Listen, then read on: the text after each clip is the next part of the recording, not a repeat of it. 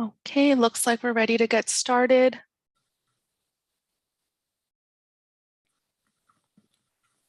Yes. Okay, hi everybody. Welcome to tonight's CSC meeting, our 43rd chapter meeting. And my name is Laura Martinez and I'll be your facilitator for today. And today I am joined by my colleagues, Dr. Amy Ramos and Jessica Silva. I want to thank you all for your willingness to join us today.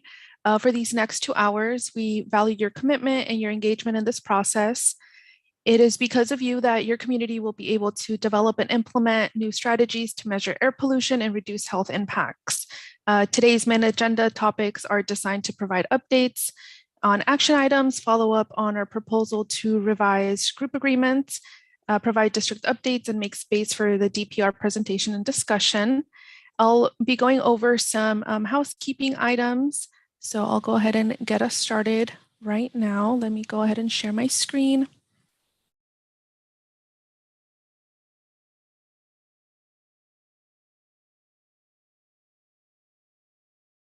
Can you all see my screen? Yes? Yes. Perfect. Okay, so before we get started, please go ahead and mute yourself and make sure your full name and organization are shown as your screen name. To change your screen name, you will find some little dots on the upper right hand. So if you can please click that, it will be right next to your picture. For CSC members, if you can use the naming convention, CSC first and last name. For residents, our first and last name. And for any other participants, your first name, last name, and your affiliation. So for AD or CARB, for the Air District and California Air Resource Board staff, and P for all general public. For all other organizations, please go ahead and write your organization name. And if you have any problems throughout that process, please go ahead and ping me, Amy Ramos and Jessica Silva, and we can help you navigate that. Or you will also notice throughout the meeting, if your name changes, either Amy, Jessica, or myself made that change for you. Or you can go ahead and message, we'll message you, but we'll get that taken care of. And those are, that's a slide in Spanish. I'll leave that on for a quick second, just in case anyone needs a visual.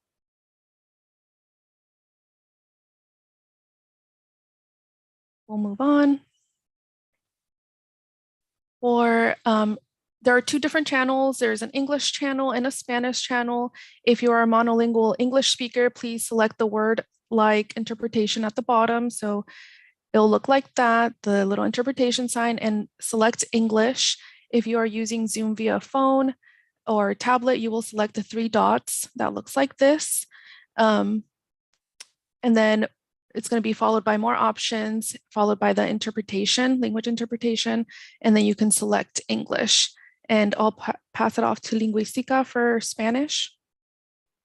Thank you very much. Can you guys hear me okay? Yes. Ok, buenas tardes, bienvenidos. Tenemos interpretación disponible para ustedes en esta reunión. Si ustedes están utilizando una computadora, van a ver el icono de un mundo en la parte baja de su pantalla. Seleccionen el canal de español. Si ustedes están utilizando un teléfono móvil o una tableta, tienen que tocar su pantalla. Van a ver 3 puntitos en la parte de abajo. Seleccionen donde dice interpretación de idioma o language interpretation. Van a seleccionar el canal de español. Y por último, es muy importante que seleccionen el botón de arriba que dice listo, finalizar, terminar, para que puedan escuchar la junta completamente en español. Muchas gracias. Thank you so much.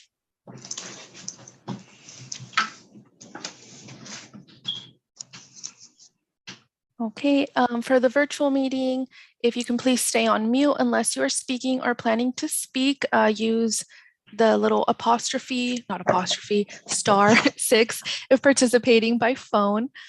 Please raise your Zoom hand to ask a question during a presentation, question and answer, and use *9 if participating by phone. And residents in the stipend program should stay for at least 75% of the meeting to be eligible for a stipend. That does translate to 90 minutes. So the meeting started at 5. That means you need to stay on until 6:30 to be able to receive your stipend. Going over some group agreements to have a productive discussion and respectful dialogue, helping achieve the meeting goals. Please focus on solutions, opportunities, and a productive dialogue. Let everyone participate. That means stepping up and stepping back. Be civil and respectful. It's okay to disagree, but please be careful, or please be respectful, empathetic, and civil. Stay on point and on time. Please keep comments brief and to the point. This will allow enough time for everyone to participate. Attack the problem, not the person. Respectfully challenge ideas or outcomes. Never attack the person. Honor every person's humanity and dignity. And seek common ground. Building consensus and finding shared values will help achieve the best results. For tonight's agenda, we've been doing the welcome and introductions. We'll then transition to reviewing action items tracker, followed by group agreements follow-up, then having a district update, followed by a DPR presentation and discussion. We'll transition on to standing updates, and we will wrap up, have some next steps, agenda setting, and we will leave space for public comment. Okay, so I will now like to pass it on to Ryan for any welcoming remarks, and I will stop sharing my screen. Thank you, Lara. Great to be here. It's been a few months for me, and definitely missed the engagement and the opportunity to talk with you and continue all of our work on implementing the chapter community emission reduction program. We have a lot of updates to provide you. We have Brian Dodd's going to be discussing some of the incentive measures and kind of going in depth on a couple of the ones that the community have raised for discussion, including school bus electrification and school air filtration projects and some timelines on that. I really want to thank Linda Martin for continuing to provide assistance and providing us some contacts that we were able to reach out to make some good headway on getting some updates with where they're at. And then also on the agenda, we have Min Pham from, or I should take that back. We have Department of Pesticide Regulations to give us an update on their mitigation projects, and I'm happy to have them here tonight, and looking forward to that update. And I see Min on there. So at this point, I'll turn it back over to you. Awesome. Thank you so much, Ryan. Just a gentle reminder for English participants to join the English language channel and select mute original audio, and same for Spanish. So moving forward with the agenda today, to continue developing transparency and accountability, our team has implemented the use of an action items tracker. The Air District has been consistent with updating the action items and that have been developed during our meetings to ensure community members' voices are heard and to track the progress being made towards implementing your suggestions and comments. The most recent version of the action items tracker can be found on the Chapter CSC website or by clicking the link on the agenda. And it's a linked, so because it's blue, you will see that you can go to the web on that. We know that Air District is actively working towards making progress in these action items, and as Zong reviews these items and these updates, please feel free to ask for any clarification. And I will now pass it on to Zong. Thank you so much. And let me go ahead and share the screen. Can you guys see okay? I'm going to blow it up a little bit. No. Yes, thank you. Okay, perfect. Okay, so there are a couple of items that came about during our agenda setting meeting on April 18th. And the first one is the AD to follow up with Caltrans to inquire if there are funding grants from Caltrans to build sidewalks on Highway 43 in between Shafter Wasco at Apple Market North. Also to see if there is a possibility to shift AB617 funds.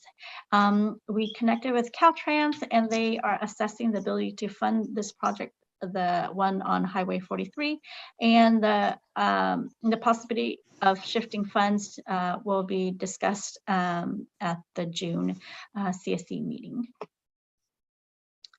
And then also the other item from the agenda setting meeting is the AD will follow up with Caltrans regarding the status of the site visit walk audit for the city of Shafter. And Caltrans shared that the walk audit was completed. Information and pictures from the walk are still being compiled. And I just want to pivot real quickly because I do see Lorena Mendables here from Caltrans, and I know she won't be able to stay for the whole meeting. So if you can bear with me for a second and let me share with Lorena and see if she'd like to update or share anything else with the CAC. Hi, everyone. How's everybody doing? This is Lorena Mendibles with Caltrans District 6. And, I did wanted to provide an update. I did talk to some of the staff that works on the funding side for the sidewalks.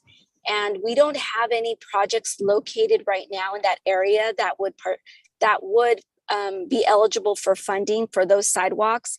I'm not saying that that's a final answer, but it seems like there's not going to be. So at least for now. Now we did do a walk audit out there in the city of Shafter, and the report is still being completed. It is not finalized, and I'm hoping that I can share that with you at the next meeting. But there is some Clean California funding that did come through for the city of Shafter, and I know that there's going to be some projects out there in the main. I think it's a main. I forgot the. I'm sorry. It's the location in the. I'm sorry, I forgot my notes.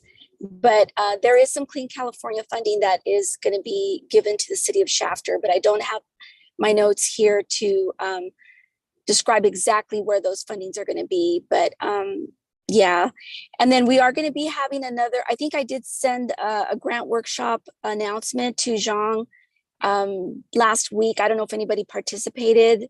That's for the Caltrans planning grants that are going to be coming out for a call for projects sometime in August or September of this year. So I will have more information forthcoming. So that's all I have as an update right now. I know it's not the best news in regards to the area close to Apple Market, but right now we just don't have those projects that are in that area that could tie into any funding that can be helped in that area. Any questions? I do see a question coming from Annabelle first, and then we'll go on to Linda. Okay. And also in the chat, there's a message from Amy Ramos with the action items tracker in case anyone would like to see that. Okay. Sí, mi pregunta es, ¿cómo es posible que se le olvide a la señora lo que tiene que informar si viene a la junta? Se supone que tiene que venir preparada para la junta. No es regaño, no es insulto, simplemente que eso nos da incógnita de que no sabemos qué es. No, es que no están los planes, no están completos todavía. Para el walk audit, eso todavía no está completo. Es lo que pasa porque a las industrias, a los rancheros, a todo, siempre ya tienen el dinero puesto ahí. Y la comunidad siempre tiene que esperar. Y esperando se va disminuyendo la cantidad. Es lo que pasa. Sí, yo comprendo, señora, y sí estamos tratando de ayudar la área donde ustedes viven y sabemos que hay una necesidad para la área, pero disculpe, las cosas también toman poquito tiempo y esa es la segunda vez o la tercera vez que estoy en las juntas y estoy tomando notas, sí estamos en cuenta en lo que está pasando y ojalá que puedan nos ayudarlos allá en esa área. Una observación que yo hice el día que vinieron a revisar las caminatas de los niños de las escuelas. Qué casualidad, y qué casualidad entre paréntesis, de que la ciudad de Shafter puso hasta pickups en ceras de cruce peatonal para los estudiantes ese día. Ese día había gente trabajando por todos lados y yo nomás salí para ver, para que no me lo cuenten, para verlo con mis propios ojos.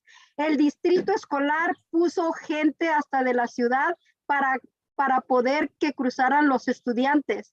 Eso no se me hace lógico que ustedes vengan a revisar y que den otra cara de la moneda a la ciudad. Que vengan vengan sin avisar y verán lo que van a ver en los estudiantes. Ok, le puedo dar los nombres con quien hablamos ahí en la ciudad de Shafter y me puedo comunicar con ellos y a ver si podemos ir otra vez, pero... No, yo pensé que ustedes iban a venir a observar, no a preguntar. Pensé que ustedes mismos iban a andar por las calles mirando cuál es la necesidad de los peatones estudiantiles, sin decir. Creo que eso sería más lógico para que ustedes abran los sin ojos. decir. Claro. Sin avisar. Okay. Claro. Porque les dicen con tiempo y ellos se preparan y no le digo que hasta pickups de la ciudad que trabajan para la ciudad estaban deteniendo, revisando el tráfico de los niños peatonales. Cuando nunca lo hacen. La única que tiene son las salidas de aquí de las escuelas que están al lado, a par de mi casa, porque son niños más pequeños. Pero high school y las otras escuelas no lo tienen.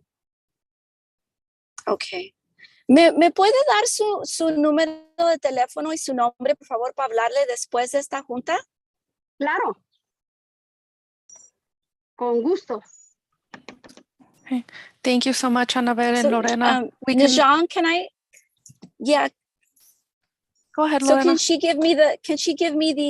Can Najong give me the contact information so that I can call her tomorrow and then I can maybe touch base with her and see, where exactly is the location, because we did talk to the city manager, and maybe I need to talk to the school district. Maybe that's what I need to do. I'm not sure. Yes, of course, Lorena. I can definitely connect you both. All right, thank you, Song. And Linda? Annabelle, is that okay?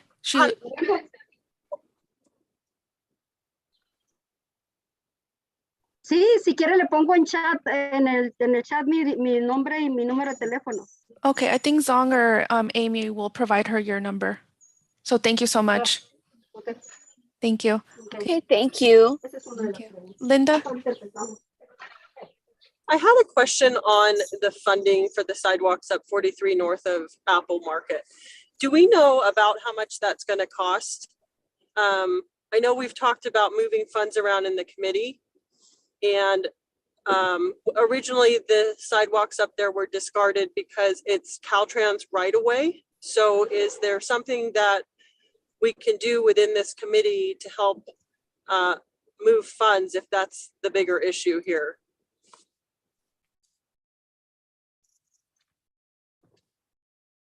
Is that question for me, or because I'm not aware of the funds that this organization has for that particular area? So we have sidewalk funding at a reduction of PM 2.5, and it was match funding. We also have other incentive programs that might not be using all of their funding. So that's what we were all going to discuss in June, is possibly using funds from different programs that aren't needing all that money and transferring it to programs that would. So if there's a way to get money allocated to sidewalks up that, how can we all work together to help those people out? Because I don't know when you were here if you got a chance to view that. I mean, these are people's homes, their air conditioning units, their front doors, their windows that are like 15, 20 feet off of basically a 4-lane highway between Shafter and Wasco. There's no protection for them walking to and from town. I see students, I see mothers with strollers walking to the market. The high school students or students are walking to school. They do have to cross 43. There's just no protection there for them, walking or any type of urban, ag barrier, anything to help protect from the car emissions. So I was just wondering if we could get funding through 617, will Caltrans give us the right of way? Because it's that would be something. Yeah, that would be something that we need to talk to our engineering department. And yeah, I mean, I will go back and I will voice what you guys are saying. And yeah, I know there's a concern, and I empathize, and I feel your frustration, and I will go back and I will talk to my higher ups and see where we can maybe find something to help you. Yeah, thank you, Lorena. So I just want to distinguish between a couple action items so that we're clear on the next steps here. So Linda, to your point, that is absolutely part of AB617. You all in the June meeting will be discussing budget. And so if you all as a CSC decide to move funds from one incentive program to another, that would be a conversation to have as a group, then you all would vote on that. In addition to that would be an action item to bring this back when we have that budget conversation for you all to consider. And then the second action item that I'm hearing is Lorena would go back to Caltrans engineers and higher up level staff to start that discussion of what would it take to provide implementation of those sidewalks, whether it's with like independent of funding sources, right? There's two processes that will require further action. So just want to make sure that we're clear on those two distinct processes that will happen in the next few months. And in addition to that, Caltrans Lorena will be following up directly with Anabel to learn more about Anabel's concerns and continue that process in parallel while we work on the other two action items. Thank you, Amy. Thank you, Linda. I do see another hand up from Anabel.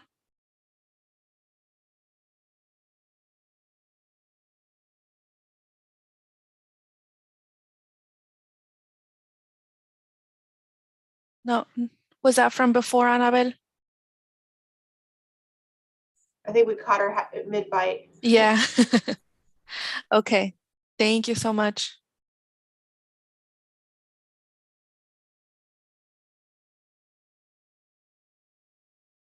I was muted. I'm so sorry. As a gentle reminder, we do create these action items in real time during our CSC meeting. So tonight during this meeting, and or I encourage everyone who has a suggestion or additions to any action items that should be tracked to raise their hand and share those with us. And so thank you, Zong, thank you, Lorena, and thank you, CSC members and all who participated in that discussion. We'll transition into the group agreements follow-up. So to help us engage in a critical conversation needed to move forward with the implementation of AB617, we continue to use the group agreements that you all established before Harder & Company joined your meetings.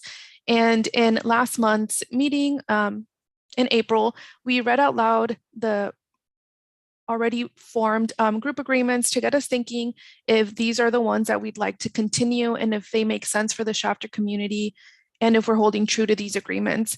After April's meeting, my colleagues Jessica, Amy, and I brainstormed a few group agreements we thought could deepen community engagement and our values. And as we all drafted these proposed agreements, we used an anti-racist and inclusive lens. And I will go ahead and share my screen, and I invite CSC members to go ahead and read out loud the proposed group agreements. And I do want to emphasize that these are proposed. These are not set in stone. So if you like them, if you don't, if you want to make any changes, please feel free to just keep that in mind and bring that forth to the June meeting. And as we're reading these, I invite you all to just take note of, what really sticks out to you, if like how your body's feeling about it, if something excites you. And so with that being said, I'll go ahead and share. Can you all see my screen? Yes, okay. So would any CSC members like to participate reading these? Okay, Michelle, thank you for raising your hand. You can go ahead and read the first one. Listen for understanding. If you are unsure about something, ask for clarity. Be respectful and use I statements. Thank you, Michelle. Would anyone else? I see Gus Jr. Go ahead and read the second one.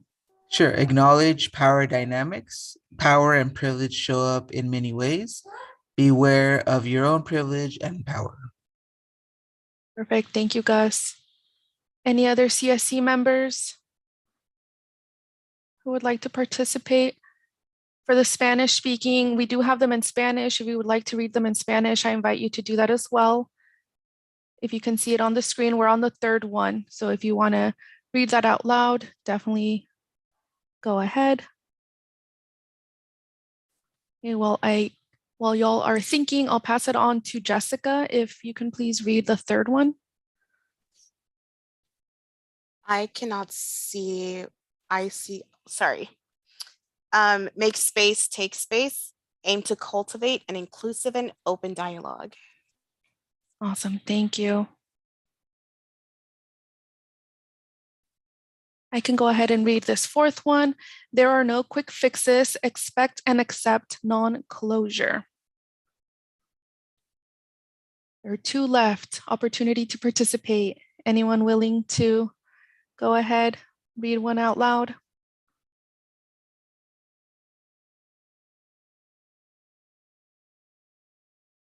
Zong, would you like to read the second to last one? Value all experiences. Acknowledge the historical community inequities. Awesome. Thank you. Final opportunity to participate. Would anyone like to read that one?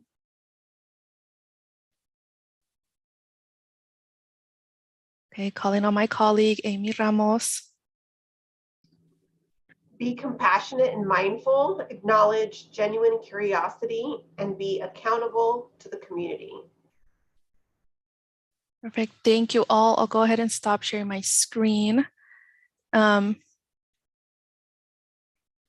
me one quick second.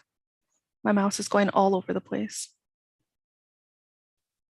Okay, thank you all for participating. As these proposed agreements were being read, were there any group agreements that stood out to you? Any you agree with, any you disagree with? How did these proposed agreements make you feel? These are questions I invite you all to sit with and sit on and bring your ideas, comments, concerns, and suggestions to the next meeting so we can come to a consensus on the proposed group agreements. We will be sending these drafted and proposed group agreements worksheet along with the June agenda, and we welcome your thought and ideas. Please remember, these group agreements should reflect what the Shafter community believes will bring forth equitable conversations and actions towards clean air. And again, thank you all for participating, and we look forward to revisiting and hopefully finalizing these agreements in the June meeting. And I will now like to transition onto a district update. And as you listen to these updates, just think about, again, questions, comments, or concerns you may have that you can go ahead and ask. And I'll pass that on to Brian Pods.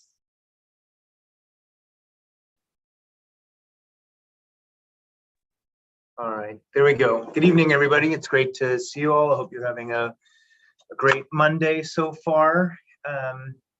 I will give a kind of a quick presentation on some updates to some of the incentive measures that we've been working on. Do I need to share my screen to bring that up? Probably, huh? Let's see here. Yes, please, and thank you. You got it. Let me pull it up. Oh, oops.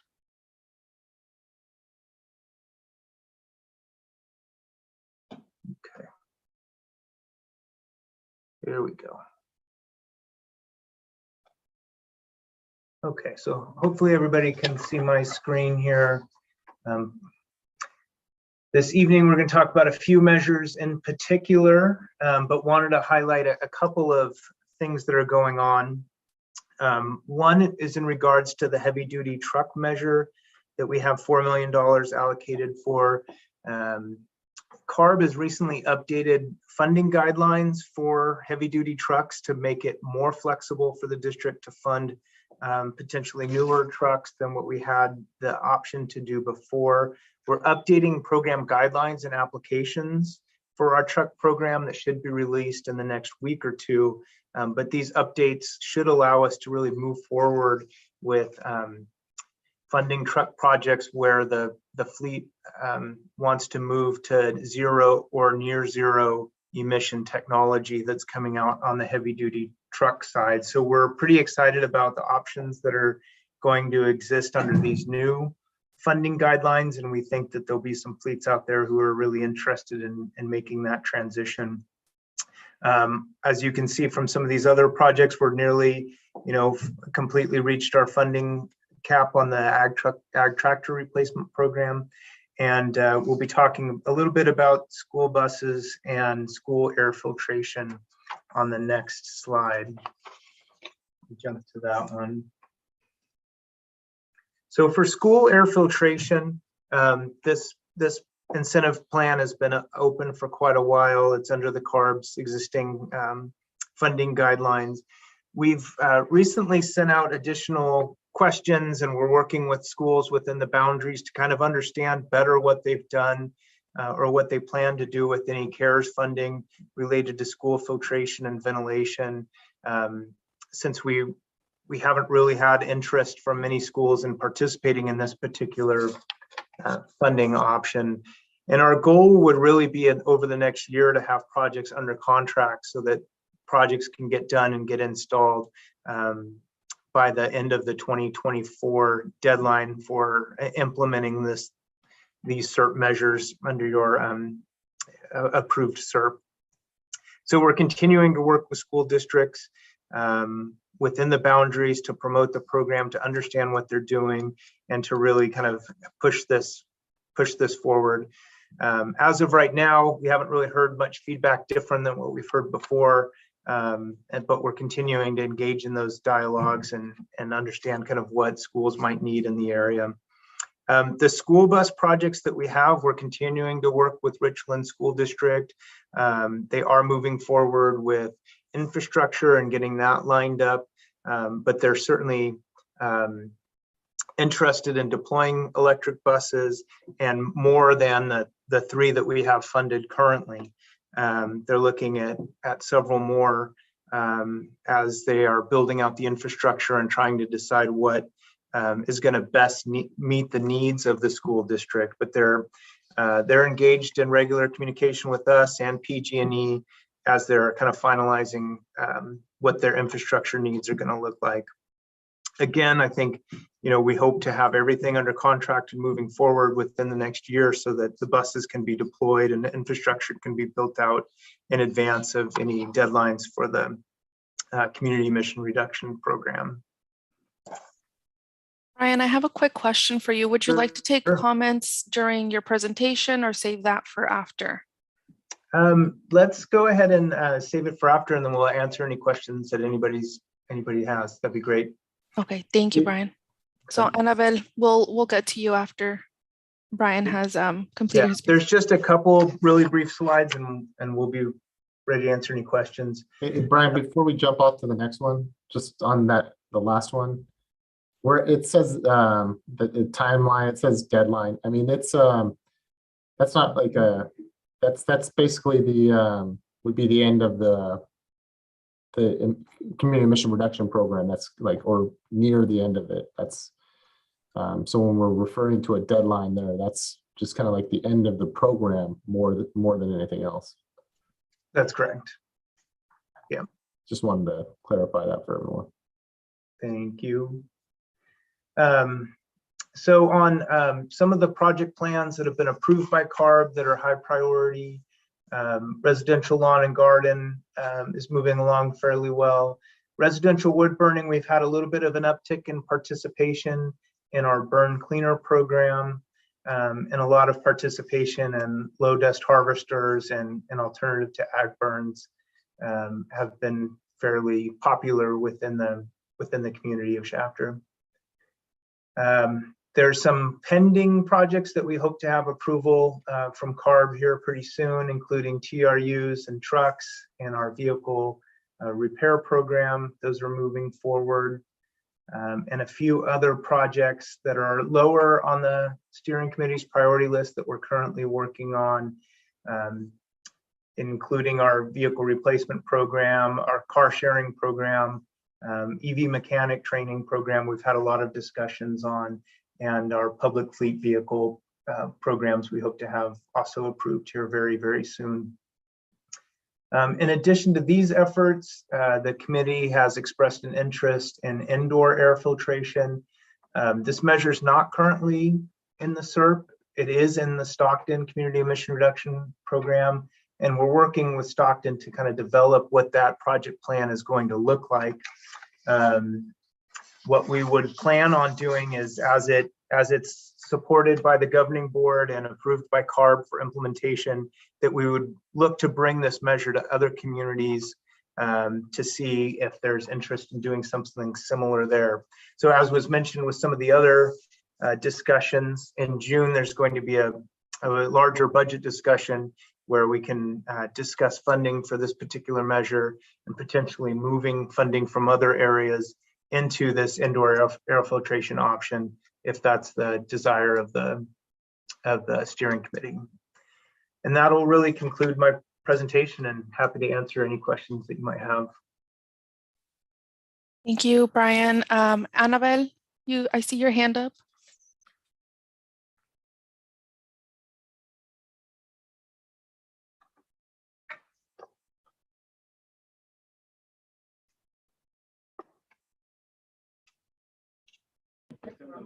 Sí, mi pregunta es,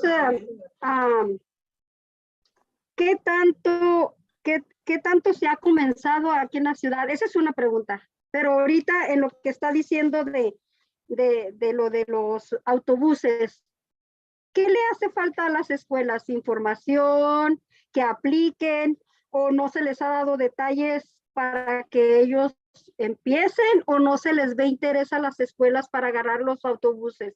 Esa es una pregunta. Okay. So currently we're working very closely with Richland School District, and they've expressed a strong interest and desire to deploy several electric buses. The biggest hangup with any of the electric vehicle projects is getting the right infrastructure in place so that the school districts can charge those buses. So they're working closely, very closely with the utility who's going to provide funding and do the infrastructure projects. What they haven't reached the point is where they've finalized the design of the infrastructure. Once they've reached that point, they will be able to really determine exactly how many buses that they can deploy moving forward. So they need to finish this infrastructure portion of the conversation that they're having directly with PG&E, and then they'll be able to decide how many buses that they can do. They're currently looking at 6 or 7 buses to do as part of this particular project. There would be room to do additional buses from other school districts that are operating in Shafter, but those districts have not yet expressed a strong interest in moving forward with electric buses. ¿Qué sucederá con ellos? ¿Se les va a exigir o van a esperar a que se haga la estructura para poderlos tener dónde conectarlos? Porque se supone que son los que andan también recogiendo los niños, tienen que ayudar a que se mantenga limpio, ¿no?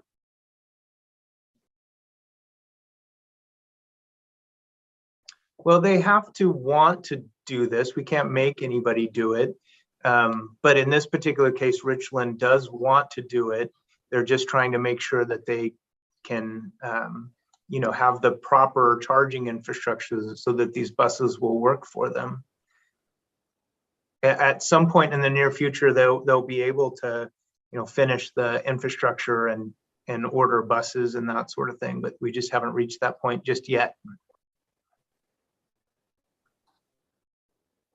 Ok, soy Ana Valle. Dijeron en el comentario que ya habían dado 3 autobuses eléctricos. ¿A Shafter, a cuál escuela o a qué distrito lo dieron?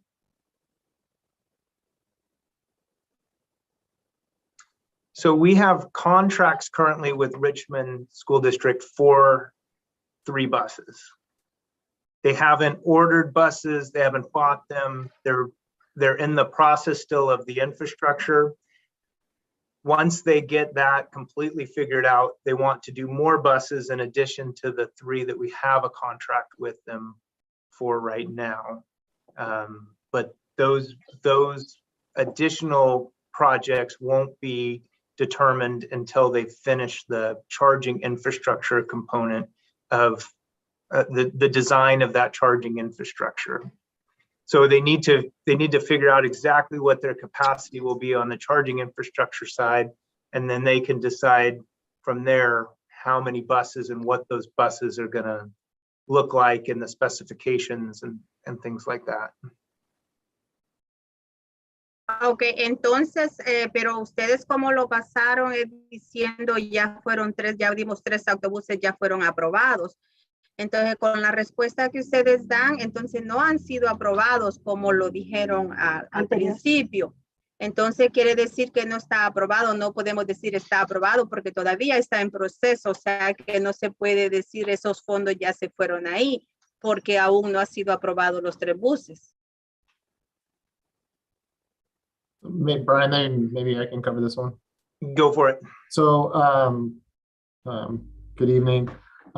So a contract means that the funds are committed. And so what we put in there is what are committed dollars. So that money means that it can't be used by anybody else. It's for that project. And so that's what that contract means. And that's why we include it, because we've made the commitment. They've signed a contract, we've signed the contract.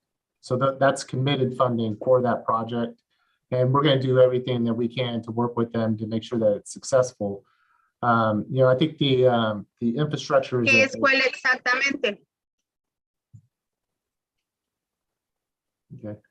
The infrastructure, it's key because the range on the buses right now we know is limited, and so you know, having the ability to quickly recharge these buses to make sure that they can, you know, complete the routes that they need to complete every day is very important. And so, you know, and there are some challenges right now that we're seeing because of COVID and some other things that have happened across the state where we've seen delays in the ability to get some of this really crucial infrastructure done. We're seeing some progress, and so I'm hopeful that you know, Brian and his team, who I know are working hard with Richland, will hopefully be able to get that done in the near future.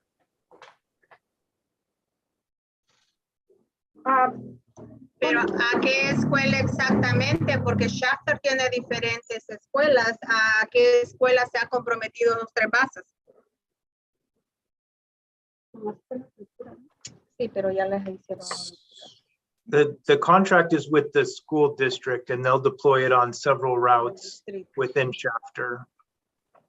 But at this point, I can't tell you exactly, you know, which routes that'll be, but there will be several buses that will serve schools within Shafter. Yeah, that's part of the contract too, that the buses would serve the community of Shafter. Ok. Otro comentario con referente a los filtros. Cuando le dicen filtros a la escuela, se suponía que, según teníamos entendido, que les iban a dar a purificadores de aire a las escuelas. ¿Las escuelas no están interesados en tener purificadores de aire o por qué? No, se me hace raro. ¿O es que no tienen la información correcta o porque ellos no han agarrado el beneficio? Porque si es dinero que está designado a las escuelas, no miro lógica porque la escuela no lo ha tomado. Well, the feedback that we were getting from schools was that they were getting money from COVID relief bills that came from the federal government, the state and federal government. And so they didn't need the funding that we had under AB617 because they were getting it from somewhere else to do upgrades or to buy filters, those sorts of things. And so when we've contacted schools about this particular measure, they basically said, well, we have funding for this somewhere else. We don't really need your funding at this point for those types of projects. So they haven't been interested in applying to us for funding to buy portable units or to upgrade filters, those sorts of projects that would otherwise be eligible under this 617 funding. Oh, me parece perfecto. Entonces, ese dinero que estaba destinado a las escuelas, o en hace 2 juntas o 3 juntas se dijo que van a dar purificadores a las casas. Entonces, deberíamos entonces de dar ese dinero que se iba a dar a la escuela para dar más purificadores a los hogares, pero pues hasta el día de ahora no se mira nada y es como quedamos, el aire en sí está muy contaminado y los purificadores son muy buenos.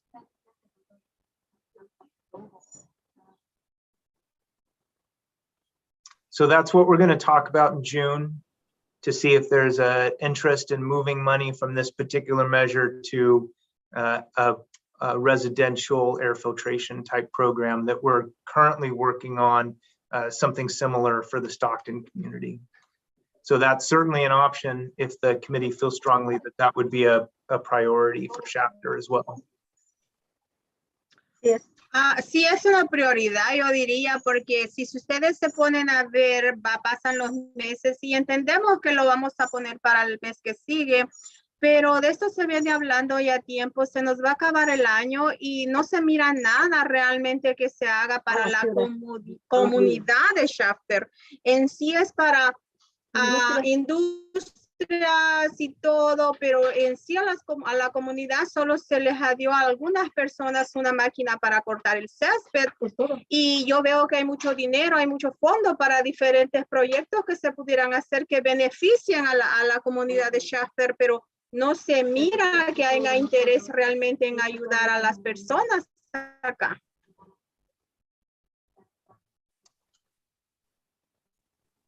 Yeah, there's a strong, everybody here definitely wants to improve the lives of the people that both work and live in the Chapter community. And, you know, the process that we went through of kind of identifying the top priorities and then working on those first, now it's definitely changing. And so we've tried to adjust. And so, you know, the discussion in June to possibly transfer, hopefully you see that as us listening to you you know, looking at things to, you know, have more of an immediate impact and benefit to the communities.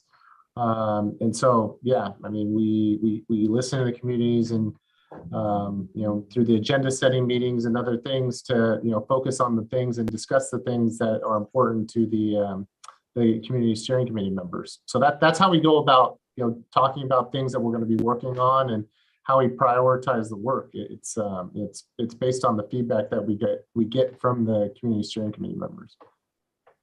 I do see a comment, and Linda, you have been so patient with raising your hand. So we have asked to send filtration funding to preschools. Algo más solamente. Okay.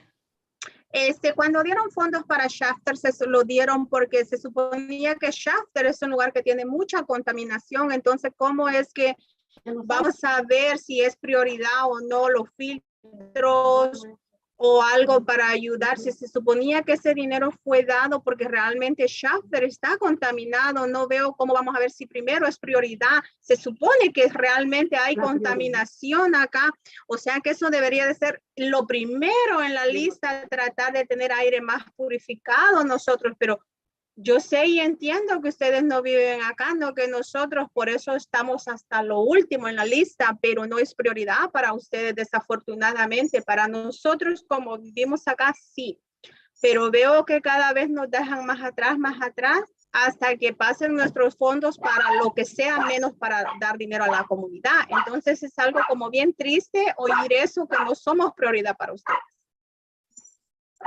No, I think there's been a misunderstanding. It's not everything that we're working on is for the benefit of the chapter residents. It's not the like in-home air filtrations is just something that was recently discussed as, a desire for the steering committee. So it's not, in actuality, it's not even something that's in the community emission reduction program for chapter. And so I think that's one of the things that we made a commitment to do, is to continue to discuss additional things that may benefit communities. And so I think we are listening. Chapter is, like, the residents are a priority for us. And so that's why we're bringing this here, to get the feedback and to get the input first, and then the support for then taking that action, as opposed to just taking action without, speaking with and getting the input of the community. I think that's why this program is important, is that feedback, and having community steering committee meetings and hearing from all the participants, their thoughts and on what's important and what do you want to prioritize. And so I just want to continue to emphasize that's how we've run this. It's when someone's brought up a priority, we've made it a priority, we bring it to the steering committee and we talk about it, and that's how you move things forward. And so that's definitely what we want to do. We want to try to get it, if that's the desire of the committee, to move that forward, and how we go about doing that. And that's true for everything in the chapter community emission reduction program. We want to like everything that's in there. Yeah. Ryan, thank you so much for that. If I could step in, please, for 1 second, Annabelle and team, to just provide some clarity. I think we're getting caught up in the semantics of what a priority is and what a priority isn't. And so, as a reminder, yes, the funds have been allocated to chapter, and then you, as the CSC, as this committee, gets to have the committee's input on deciding within those measures, which one is priority in terms of which ones you all want to work on to implement next.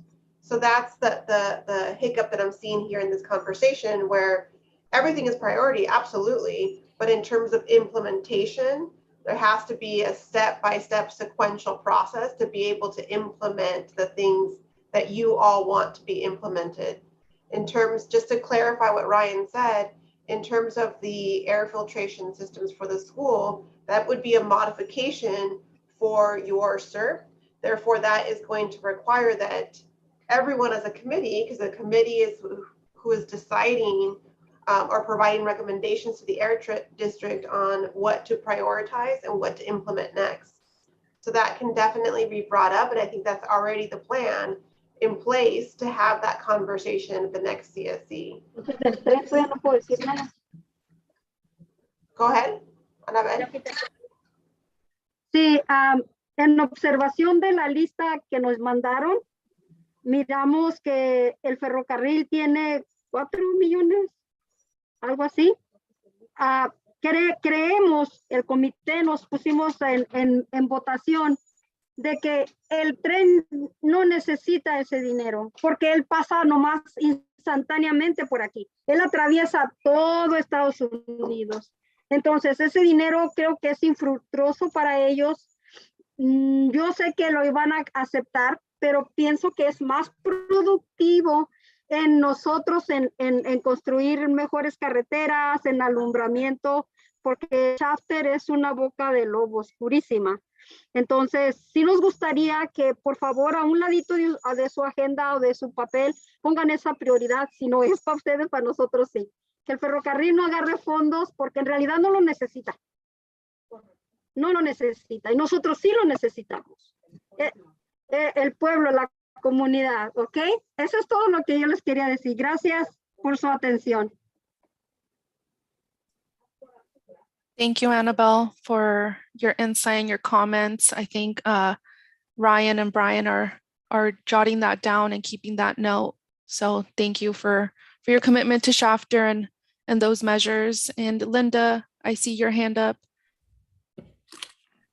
Yeah, I also wanted to address the air filtration systems. I know we've been talking about it, so I just put it in the comments to also add in, we talked about preschools, the youth center, senior center, and folks in need. The other question I had on the buses, so are they about 400,000 each? And we're allocated 10 to Shafter, correct? That's correct. So if Richland has that for 3 or 4 buses, and of course I want them to get more, is there a deadline for them, you know, as far as the ground structure? Do we have a date as to when they're going to get an answer? I'm assuming it's from PG&E on if this program will work or not. Essentially, kind of where we're at is that they're moving forward. The program from PG&E will pay for a substantial amount of the cost for the infrastructure. It's just they're finalizing the design of what that infrastructure is going to look like. So every indication that they've given us in the conversations that we've had is that they are moving forward with this, and this process with working with PG&E is kind of a major step in getting these things done. But it's not necessarily a question of if they're going to do it. It's we're going to do it, and this is what we need the infrastructure to look like, and this is where it needs to be, and kind of all of the different design elements that would go into it. Understanding the power capacity that each charger will be able to provide will help inform kind of which buses and the demand and the needs of the buses that they need to order. So it's just kind of putting the pieces in place. Everybody is on the same track in terms of trying to move this forward. It does take, and it has taken longer than I think we would have anticipated, but they have been a good partner in trying to move this forward and to keep us updated and to work with PG&E on designing something and making something that's going to fit the needs of the school district and ultimately the buses that they would be purchasing. Are they going to be getting superchargers? Because I know there was discussion before that the buses aren't going to have a lot of time to charge while the kids are at school, and our routes are quite long because we're rural. So I just wanted to, are they going to get superchargers? I don't think that they've decided on that just yet. That may be part of the question that they're trying to answer. A lot of school districts will be able to use like level 2 charging because they can charge overnight and slightly kind of in between routes and things like that. They don't necessarily need level 3 fast charging. But if Richland might, most buses are probably about 120 miles at this point. So say the kids are at school, I don't know how long are they at school, 6 something hours on the one charger. How many hours will it give back to the bus? Well, it depends on each charger and what the electrical capacity of the charger is. A lot of cases they would be able to recharge what they did in the morning in between drop off and pickup. Really just depends on the route and the capacity of each charger. Can they use funds from the 617? Didn't we have something in here for electric charging? Can they use that towards? They can. So there will probably be some costs that PG&E won't pay for. PG&E will normally pay up to the point of the charger itself. There will probably be costs that are on the after charger side that our infrastructure funds within AB617 could help pay for those costs as well. And so I just have to ask one more question, which I know probably is not going to be a favorite of the Air Board, but say if this doesn't work, if we can't get the electric buses to work in this area, or is there a possibility of getting this changed to cover some CNG buses? Wasco uses CNG buses, and it sure is better than the old diesel buses that they use that are quite polluting. Is that an option?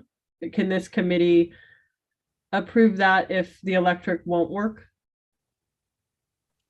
I was just going to pull up the language that's in the SERP to see if it says 0 and near 0, because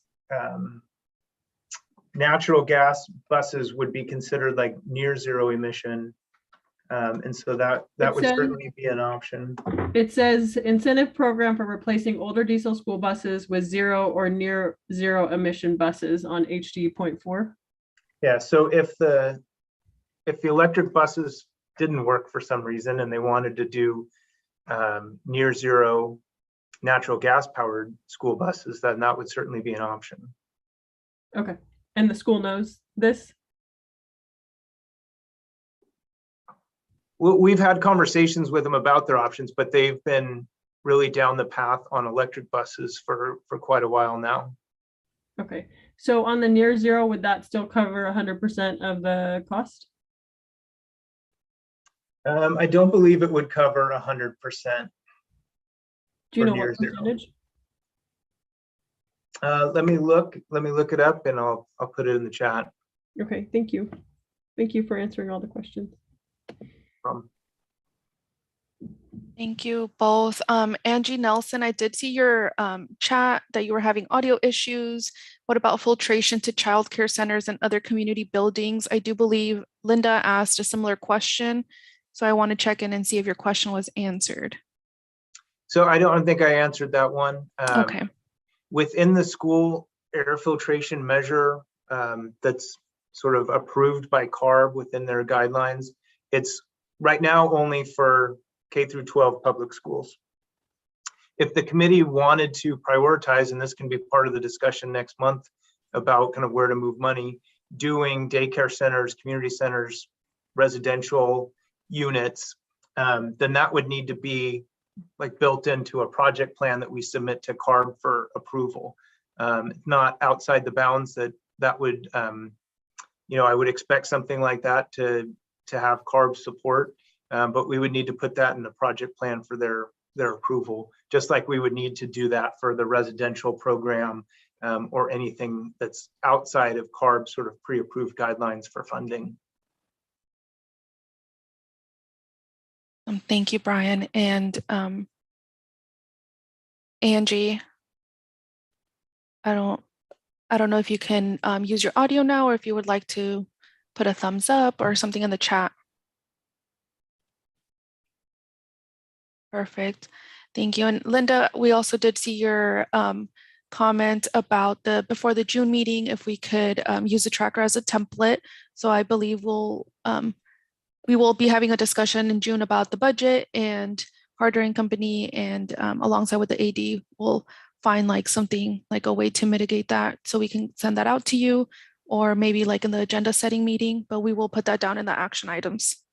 And sorry, the comment, I just, since it looks like it's on an Excel spreadsheet, if we could have like where it's committed and then to date, and then have how much is left maybe, so we can go through it very quickly. Just thought maybe it would, it's mostly already done. Thank you, Linda. And Michelle, I do see your hand up. Yes, if we were in the June meeting to discuss moving funds and you have to get approval, what kind of turnaround does that take? Sometimes the frustration, it feels like we talk about it a whole bunch before any time. Sometimes things are moved forward. So what kind of turnaround does it take to get something changed like that? There would be several steps in order to make that happen. My best guess is several months to get it approved and ready to go.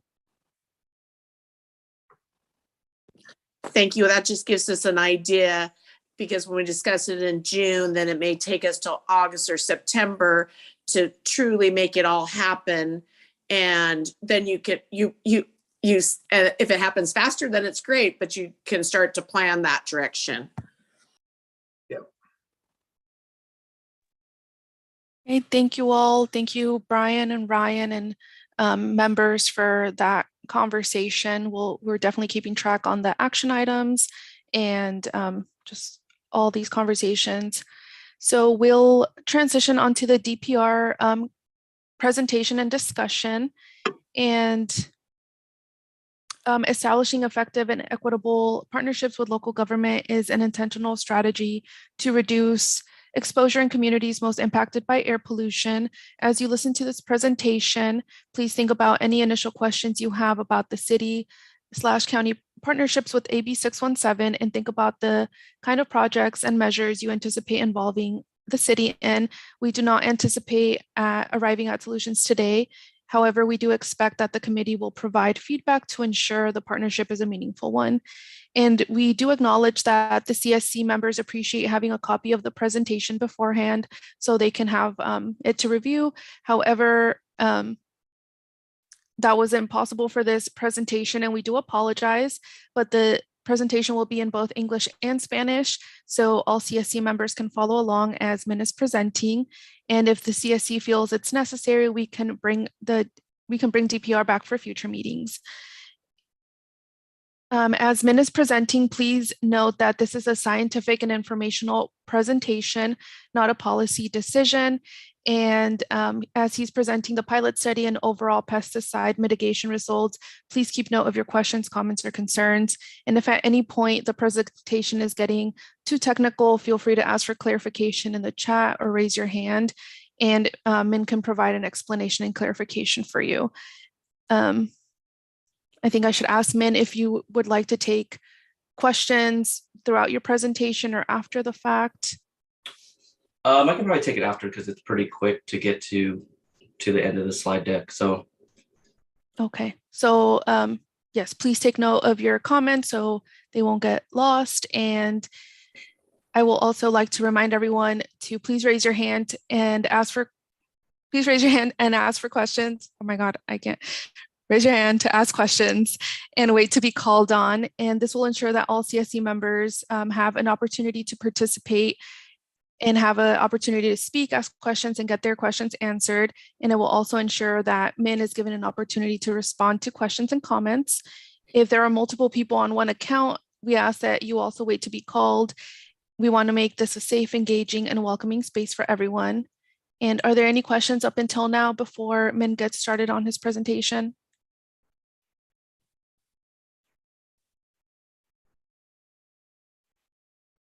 Okay, I will pass it on to you, Min. thank you. Thank you for the introduction and good evening. Sorry, I'm looking out my window. Good evening, everybody. It's good to be back and get this information to you. I know that last couple of times we've been trying to get all the data collected from the pilot project that we had kicked off here, not only in Shafter, but throughout some other communities.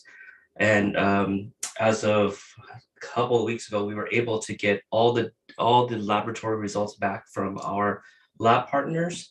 So I wanted to be able to give you kind of a resolution to everything, especially since we finished this pilot project at the beginning of the year, and we finally were able to get all the data together. Give me 1 second. I'm trying to share this screen and it's a little different this go around for me. So, all right. Is that up for everybody there? Okay, awesome. Now if I can control it. There we go. So just a little bit of background before I kind of dive into the data set. I just try to make the data visualize pretty easily at the end. So hopefully it'll show you the progress that we've made. But so the pilot project was kicked off specifically for 1,3-dichloropropene. And that's some additional information there, but really it sparked from a lot of community interest here in Shafter. You know, there was a lot of conversations about emissions reductions. People were speaking about getting protections similar to what you would get from the TIF tarping. So what my team did is we took that to heart. We went back and looked at what potential methods could practically give us achieve similar emissions reductions to those of TIF tarping, but also keep in mind that, you know, TIF tarping creates additional plastic waste. It's, you know, not feasible in some regions, in some areas due to cost and availability and whatnot. And, you know, we really kind of thought outside the box a little bit, looking at some of our experience with other products to see what we could come up with as a reasonable and effective emissions reduction method. So just a little background. Obviously, this is between our interactions here, but we've been in chapter for quite a long time. We've, January 2017 was when we implemented our air monitoring network study here, but we've been here for studies well before that, many years before that. AB617 allowed us to have this forum and this type of engagement where we were able to listen to the concerns of the committee, and then in collaborating with Kern County and air districts and CARB, we were able to look to see what the residents were looking for. So hopefully what I show you today will give you some optimistic results on what we could do, and I'll follow through with kind of where that leads us. As I mentioned in previous meetings, the field studies are complicated, and they take up a lot of time and resources. So this is just a quick breakdown of what we do. So on the field, we have 12 monitors. We collect over 300 samples per study. These studies go for 9 days. In the first 4 days, we're out there every 6 hours collecting samples. And then the days after that are 12 hours.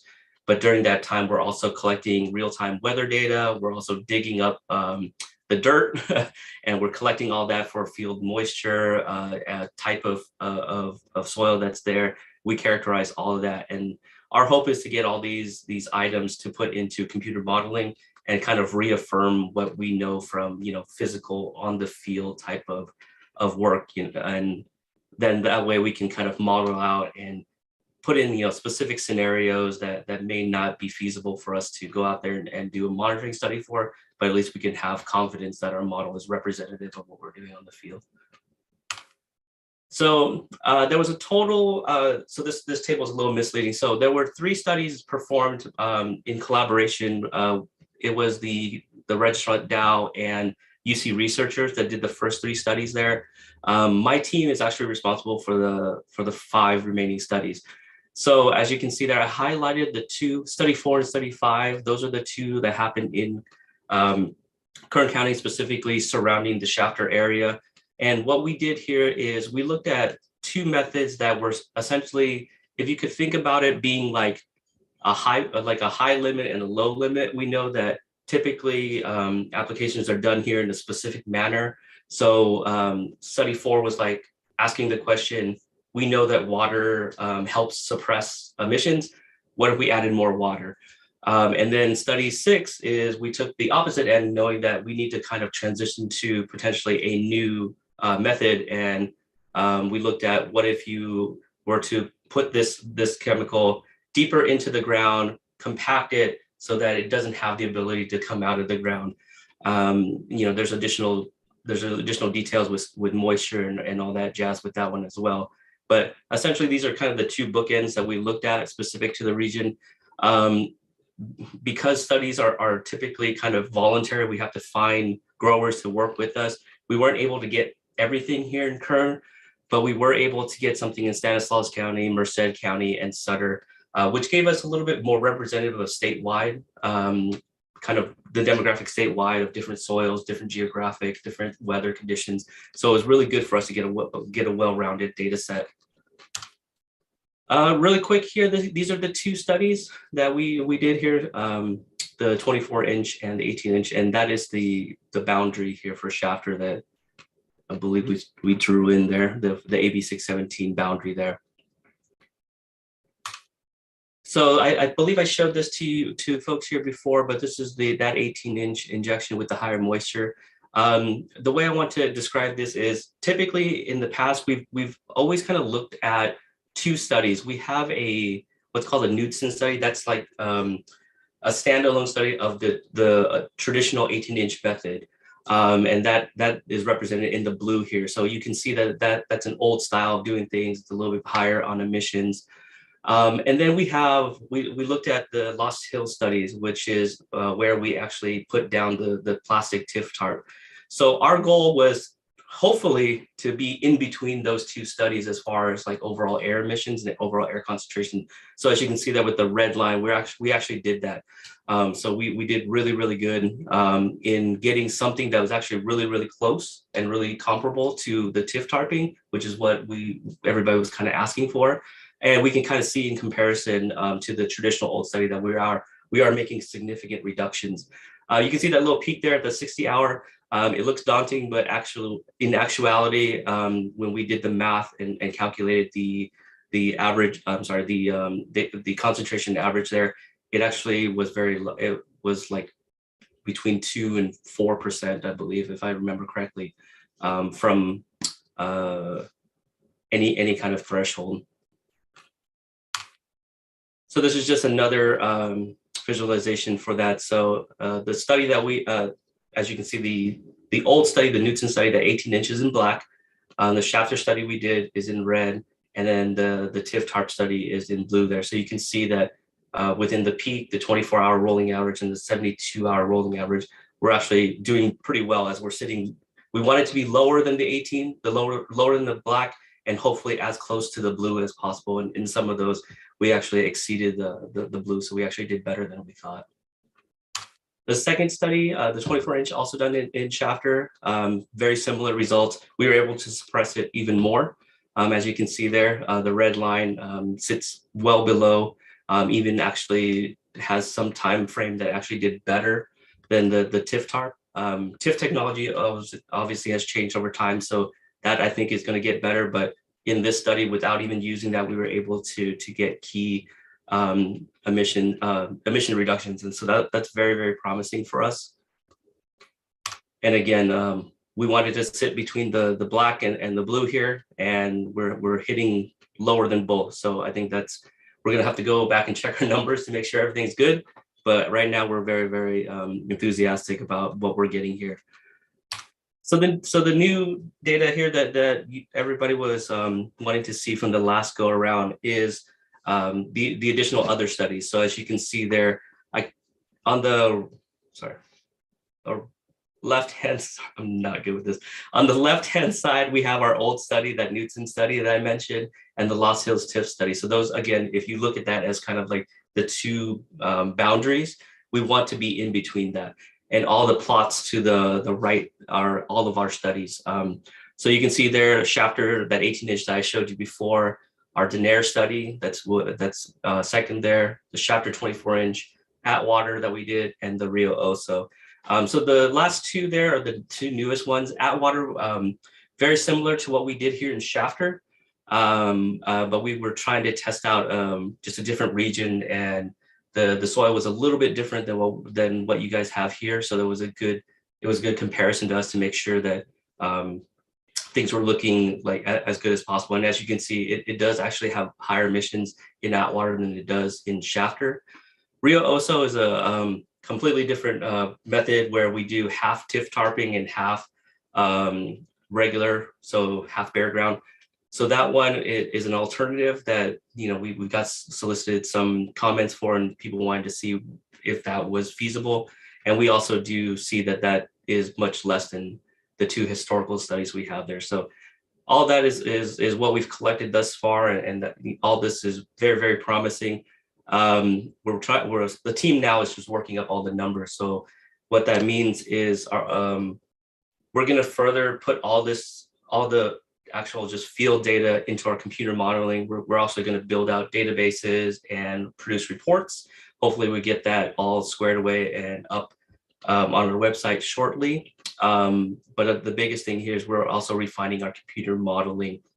What that means is a lot of future rulemaking that we have, the 1,3D mitigation measures that we're working towards to address for acute and cancer risk are in the works right now. And we should be looking at a upcoming notice by the end of this year. That's what we're hoping for. So that's where we're at right now. So all the team has been working nonstop to get all these things in good shape so that we can get our full regulation into effect statewide. So last slide, just questions. If you guys have anything for me, I can answer it here as well. But I want to thank a lot of the participants here in chapter, the county ag commissioner for also stepping in and helping us. And overall, just, the engagement here kicked off quite a bit for us. So we're very appreciative of kind of hearing the voices and hearing the concerns, and hopefully we get something on the books and ready to go for everybody to have shortly. So with that, I'll turn off my screen share and I'll take questions if there are any. All right. Thank you, Min. I would like to note that there's a comment in the chat and we'll get to that after questions. So does anyone have a question they would like to ask Min?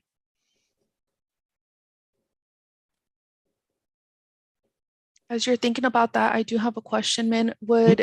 Can you send this presentation to the AD so they can make it public on the website? Yep, I'll get that to Ryan and Jess shortly. Sorry about that. I just had to go through a bunch of approvals and I couldn't get it out right before. So I will get that to y'all to post shortly. Perfect. Thank you so much.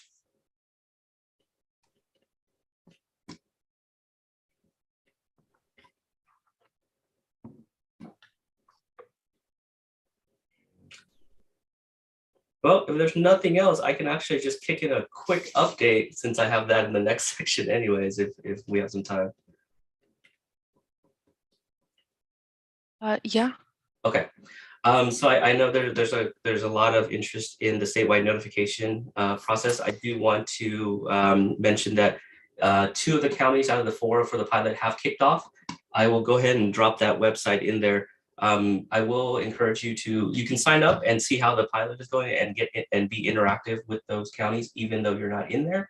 And again, like chapter was instrumental in us getting the notification up and going. So your comments, your feedback, input, greatly appreciated for any of the 4 pilot projects are kicking off. So like I mentioned, I think Stanislaus and I forgot what the second one is, but they've started their pilot project. So definitely want you guys to take a look at that and interact with that if you have a chance. That's it. Awesome. Thank you, Min. I would like to remind everyone that if you would like to see Min back for next month to follow up on the presentation, definitely let us know and we can make note of that. We do know it's a lot to process during the time. Annabelle, I do see your hand is raised.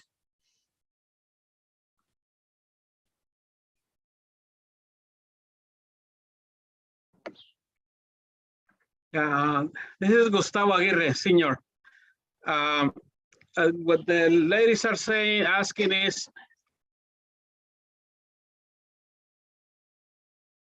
ok, déjalo hago en español, disculpe, déjalo hago en español.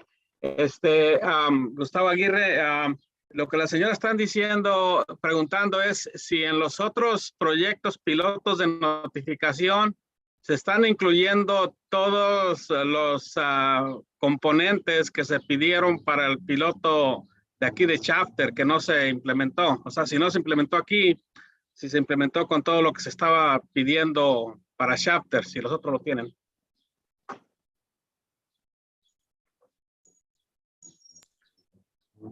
The components being asked, so each one of the counties is a little bit different. So I'm not completely sure what each one of the counties implemented separately. Unfortunately, I'm not a part of the notification, but I can go back and see if any component was put in. I know that in previous conversations, it would, I think from here was mainly about restricted materials, which I think is inputted into the basic framework of all the notifications.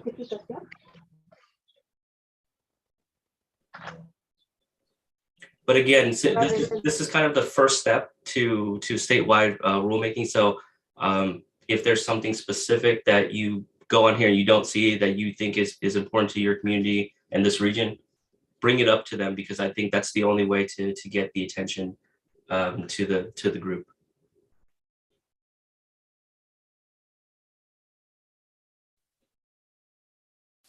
Thank you both. Are there any other questions?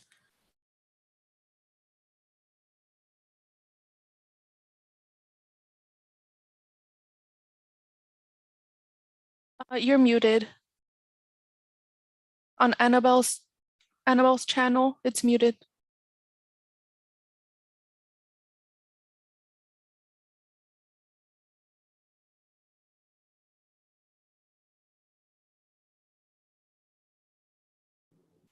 We can't hear you, Gustavo, Senior. Oh, ¿ya me escuchan? Sí.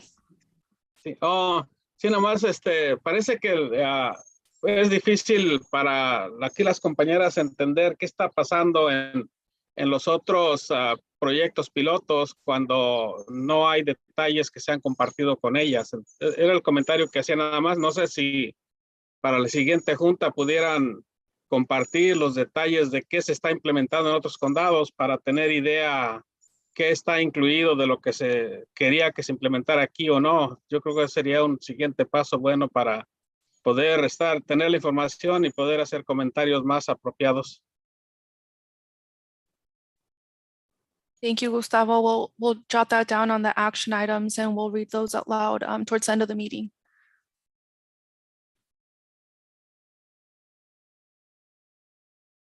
Okay, any other questions?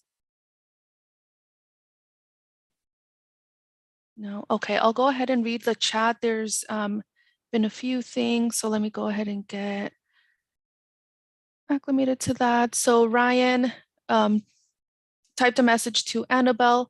He said the SERP has funding for rail car movers and switchers, which are diesel equipment that only operate in the Shafter area and not the long haul trains that go long distances. The replacement of this equipment will remove 1.5 tons of PM2.5 and 57 tons of NOx emissions from the air in Shafter, which has significant health benefits.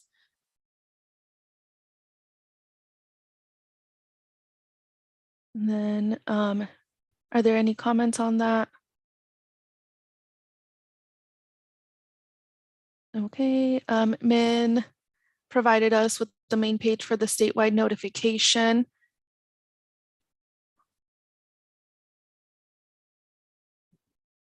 Go ahead, Annabelle.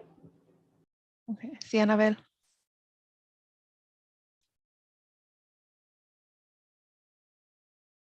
Sí, una pregunta. ¿Cuáles locomotoras de las que están hablando son locales?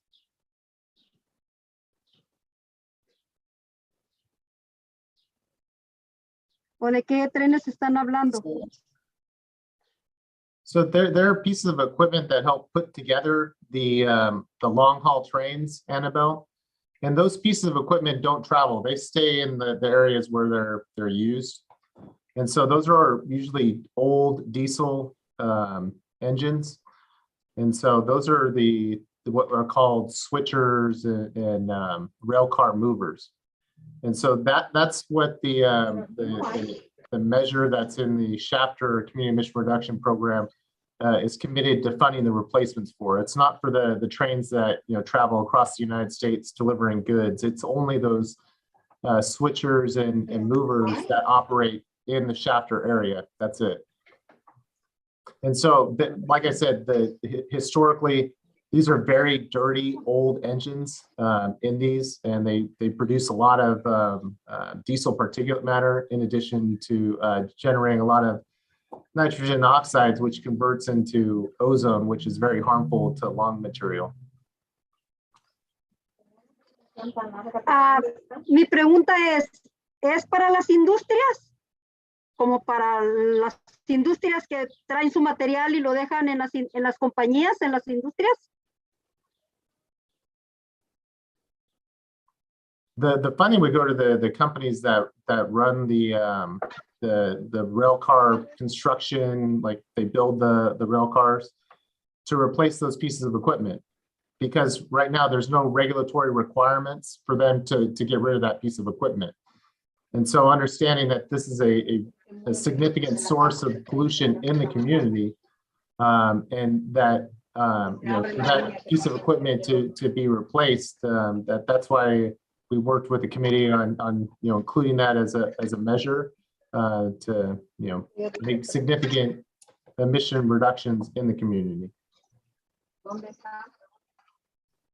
¿En qué parte o en dónde es donde están esas locomotoras o esos movedores? ¿En qué parte? De aquí de Chapter. Yeah, I'd have to defer, Annabelle. I can't remember the exact location where they put them together. But I could definitely get that information for you. Sí, porque no se nos hace justo que las compañías traigan su carga, su mantenimiento que necesitan y no paguen ellos y tengamos que pagar nosotros. ¿Por qué? ¿Por qué? ¿Por qué se tiene que mandar ese dinero ahí? Si se supone que si yo tengo una compañía y yo necesito que el tren me traiga algo, yo tengo que pagar. No tiene que pagar otra gente porque las cosas son para mí, para mi compañía. Entonces no encuentro lógica que uno tenga que pagar por ellos. Tú tienes, tú pagas. So Annabelle, the commitment in this is they do have to pay a portion of it. It's not given to them entirely free. So right, wrong, or indifferent, in a lot of cases, if there's not an incentive for them to replace that, they may not do it. And I know it's not in the best interest of the health of people, but in cases where it's not a requirement for them to do something, that's why we have programs that incentivize it, to encourage them to make it sooner than they would otherwise. And we found that we've been able to work with a lot of businesses. They pay a portion of it, they get a portion of it to get rid of that older, dirtier piece of equipment.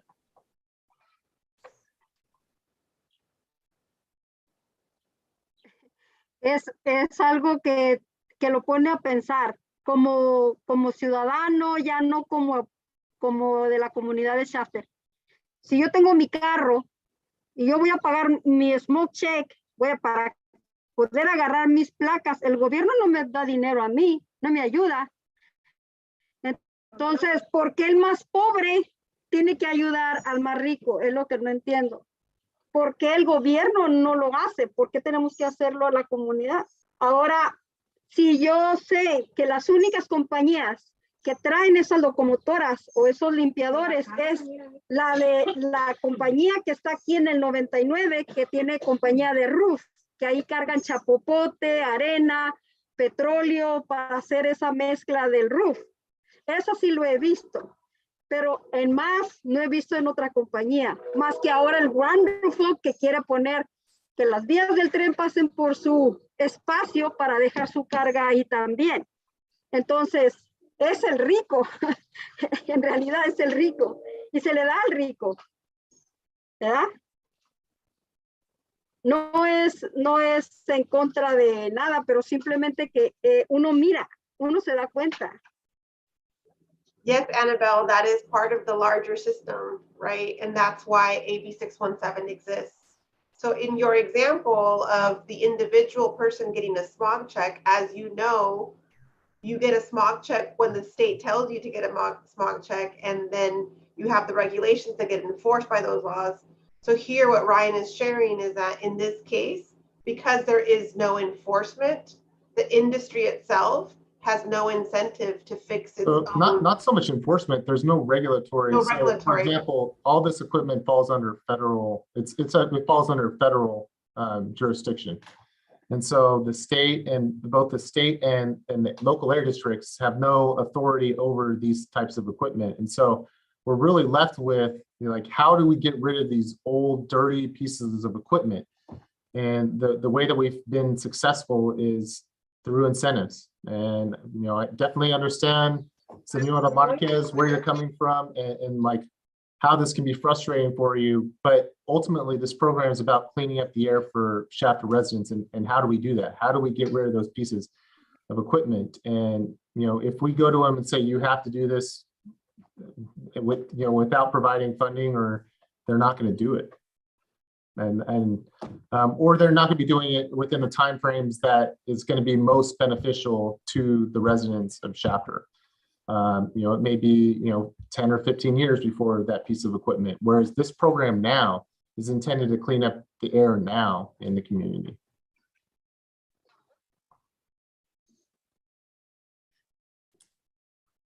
Bueno, yo he visto en el transcurso de estos 3 años que ya llevamos con esto, he visto que si es para nuestros monitores de aire, nomás fueron reparados, reconstruidos para otros químicos. El monitoreo de la troca esa, de la troca que anda, o esa ven que anda monitoreando, no sé cuánto costó. No supe cuánto se fue a ese dinero, ya se fue. Lo que no entiendo es cómo nunca nos dicen en realidad la contaminación exacta de la que tenemos, porque nosotros como residentes la sentimos. Entonces, el petróleo también hace su lucha, como dicen, ¿verdad? Para agarrar su lado, su dinero. Ellos contaminan y no limpian, agujeran y no tapan. Entonces, mientras las compañías sigan así, nosotros, los pobres, los residentes, somos los que pagamos los platos rotos para que ellos ganen. Creo que se tiene que cambiar esa infraestructura de las compañías, del gobierno, se podría decir desde el principio. ¿Por qué? Porque él autoriza, él decide. Mientras él no les exija a ellos, la contaminación nunca se va a acabar. A nosotros nos quitan los pasadores, nos quitan nos quitan el agua, que ya nos van a decir que no debemos tirar tanta agua. Nos quitan las chimeneas en tiempo de frío, nos quitan, todo nos van reduciendo, en cambio a ellos se les va dando. Entonces yo digo, ¿hasta cuándo va a seguir esto? ¿Hasta cuándo no va a haber una parte equitativa para pobres y para ricos? Yo creo que nunca. Será porque uno trabaja y paga poco taxi, las compañías ganan y pagan muchos taxis, pagan multas, pagan todo, y se les puede estar sacando más dinero, pero también a nosotros se nos está sacando dinero. Entonces, es muy, ¿cómo te diré? Es triste, porque nunca va a haber algo que digan, tengan, esto es para ustedes. Ustedes pueden tener esto, pueden tener lo otro. Y vivan bien. No se puede. Pero no les echo la culpa a ustedes, ¿verdad? No se las echo. Yo sé que están haciendo todo lo posible, pero sí me gustaría saber en qué compañías están esas cosas de movimiento para saber dónde se les está dando ese dinero. Sé que hay una, pero de las otras no sé más compañías. Eso era todo lo que yo quería decir. Yes, thank you very much, Senora Marquez, and we will get that information. And I just want to reemphasize and definitely understand where you and the others that are with you tonight are coming from in regards to this. I do want to say though that we appreciate everybody, like when we're able to work with a business to make the decision to transition to a near zero, cleanest diesel, electric piece of equipment that, in almost all cases, they're putting considerable funding to also make that transition. And that it is a joint effort to get those things done. And that there is a benefit. It's hard to quantify and say you're getting, this much pollution benefit, and we have an extensive air monitoring where we're capturing that data, and Shai's on here, and that's why we provide those quarterly reports, and we have those annual reports with what I honestly believe will, at the end of this, will show that you're seeing pollution being reduced directly in the community, which is the most important thing of this program, because with emission reductions, you're going to have health benefits. People are going to live better lives. And so I'll just leave it at that, and just appreciate your feedback and constantly sharing that type of information with us. Thank you, Ryan, and thank you, Annabelle, for sharing and your comments. And we definitely appreciate you opening up a little bit on. I heard some personal anecdotes in there, so thank you for that vulnerability in the CSC meeting. We will definitely take that, and hopefully Ryan can provide some updates for you in the future regarding this topic that's important to you. So again, thank you for your comment and your feedback. I would like to pass it on to Michelle. You've had your hand up. Yes, we're in a unique position. I mean, to use incentives to benefit. I know it feels like it's just going to these rich companies, but if they have no incentive to create reduction in air pollution, then they will continue to do what they're doing. We're in a unique position. I haven't put $4 million into rail cars or into any of this. I mean, I pay my taxes like everybody does, but we want to, if we can, we are in a unique position to use it here and to keep our commerce going and our businesses alive and to get our pollution down. So that anything we can do that together as a community to utilize this and get people on board is a great situation. So I commend everybody trying to work forward and trying to find a balance between the big businesses, the small communities and everything, and trying to make it happen, because sometimes we all need an incentive to move forward, to not burn our trash or not drive everywhere. And so I'll take the money here and use it wherever we can. Personally, for our small community, I'll take anything we can get.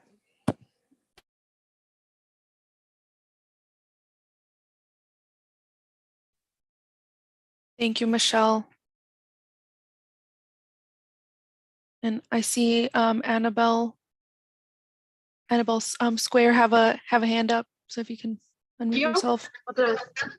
Felipa Trujillo. Felipa Trujillo. Sí, mire, nosotros lo que queremos aquí en la comunidad de Chapter, queremos ver mejoras en el pueblo, porque esta ciudad fue escogida para mejorarlo. Y no queremos que el dinero se vaya con la gente rica, ni con los rancheros, ni con las compañías. Queremos que se mejore el pueblo. El pueblo necesita banquetas, necesita luces, necesita lugares para ir a caminar, para andar en bicicleta. Eso es lo que queremos aquí. Mejorar la comunidad y la gente pobre, la gente que necesita, no los que no necesitan.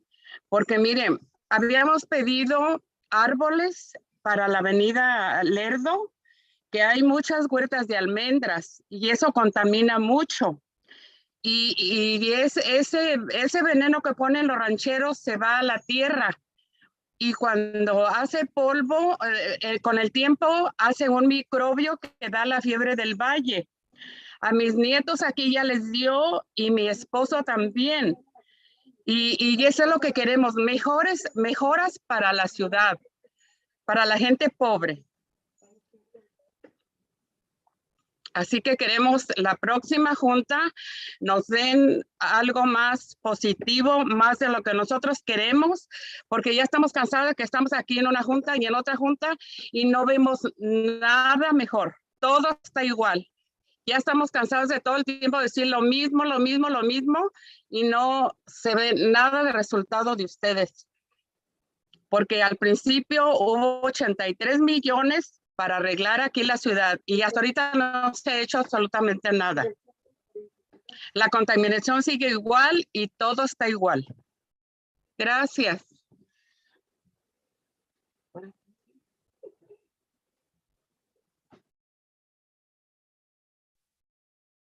Thank you so much for your comment. I believe it's Fermina.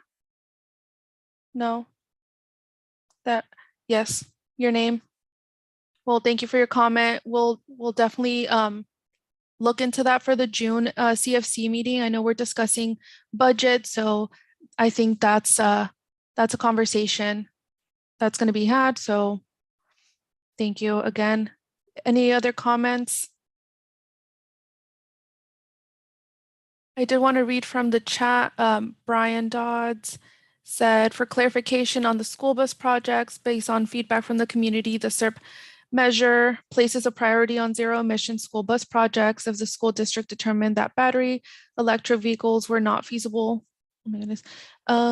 We would need to discuss with the committee a desire to move to near zero alternatives instead.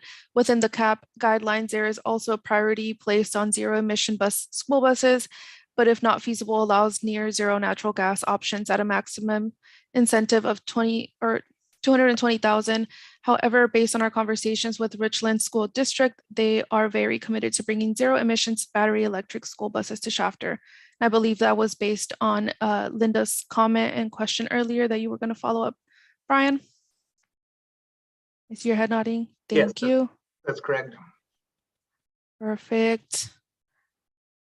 And there are no other comments. We'll transition on to standing updates.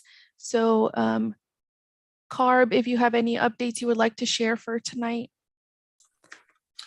Sure, yes. Scott Wall with the California Air Resources Board. I did just want to briefly share with everyone, and I'll post some information and links into the chat here while I'm trying to chat, but while I'm trying to talk. Next week on Thursday, the California Air Resources Board actually will be providing an update to our board on the AB617 process. And what we're planning to do is actually share plans for the revision of the statewide guidance document, which we call the program blueprint, including an update on efforts to re-envision the program to bring more benefits to more disproportionately impacted communities statewide. And so for those of you that would like to hear kind of some of the themes and thoughts that we have going on, and to have an opportunity to weigh in on kind of the future of the program, I would encourage you to join in, and we'd love to have you there and providing comments on the program. And that's all I have today. Thank you. Thank you, Scott. Appreciate it. Community air monitoring, do you have any updates today? Yes, I do. Good evening, everyone. Good to see you all. As you all know, we've been working with Dora Hernandez. She's graciously offered her house for us to perform, to install the air monitoring over there. And so we did take a look at it and found that it was a little bit challenging due to a lot of trees around it. So talking to her and working with her, one thing that we didn't know was that she owns 3 properties just north of where we were working with Kern County to install the air monitor. So I can show you really quickly where that's at here. Let me share my screen here. So we've been working with Kern because they were going to build a park in this area, and we could install an air monitor at this location here. But just right above, there's 3 pieces of property up here, and Dora Hernandez owns all these 3 properties together. So she has offered to allow us to install the air monitor up here. So now we're just working to get the electrical and get that addressed. So hopefully this is a lot more promising. So hopefully we can get this up and going soon here. So just wanted to give you all an update on that. And once we get more information regarding the electrical and all of that, we'll let you know. And that's it for my update. Awesome. Thank you, Chai. Appreciate it. And I know that there are still some action item tracker updates. So Zong, if you would like to share either out loud or share your screen. Sure, yes, sorry. Just wanted to go back to the running action items. We were able to do a couple of the items from the agenda setting, but from the previous meeting, from the April 11th meeting, just wanted to go over those real quickly. so that the CSC members know where we're at. For that first item, connecting one-on-one with CSC residents to ensure AB617 community concerns and community-driven projects are included in the agendas.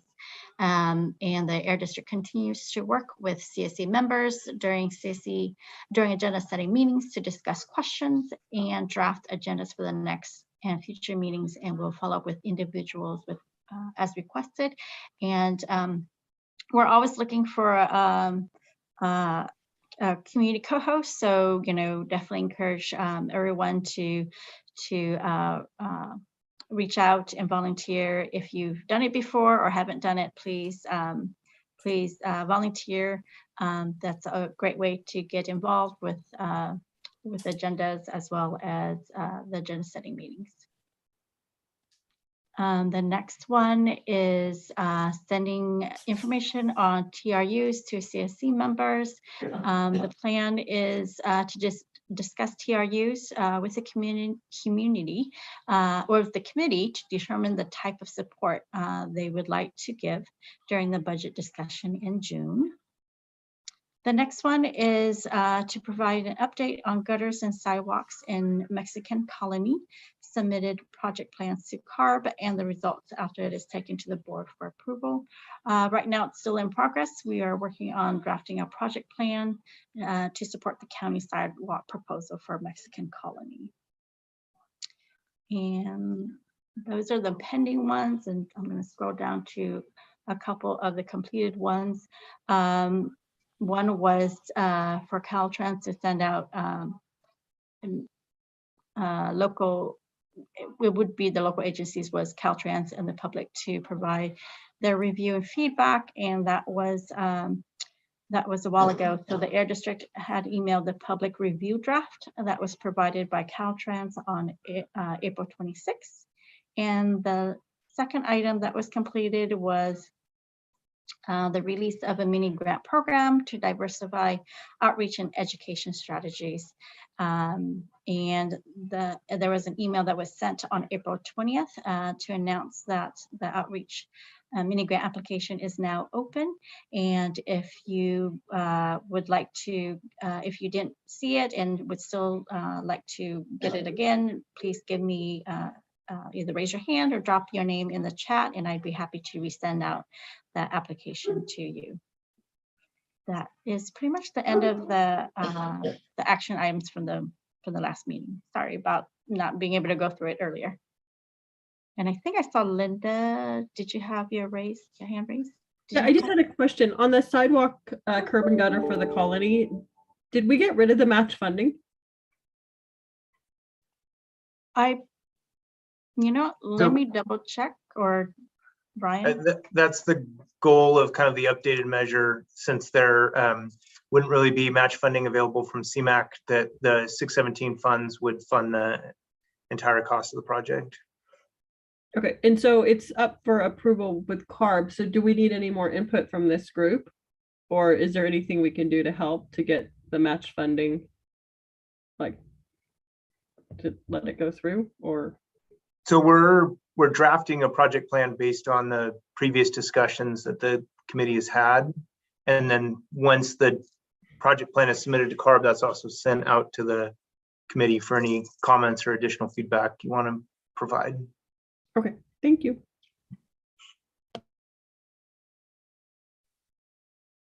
Thank you, Zong, for taking us through the action items tracker. Are there any other updates from other agencies?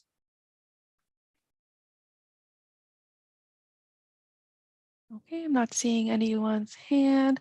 So we'll transition into wrapping up. And let me go ahead and share my screen with you all. Give me one quick second. Okay. Can you all see my screen? Yes. Yes, perfect. So thank you all for engaging in today's meaningful topics that help address your community's concerns around air quality. As we're approaching the end of our meeting, I'd like to take a moment to share a few key updates.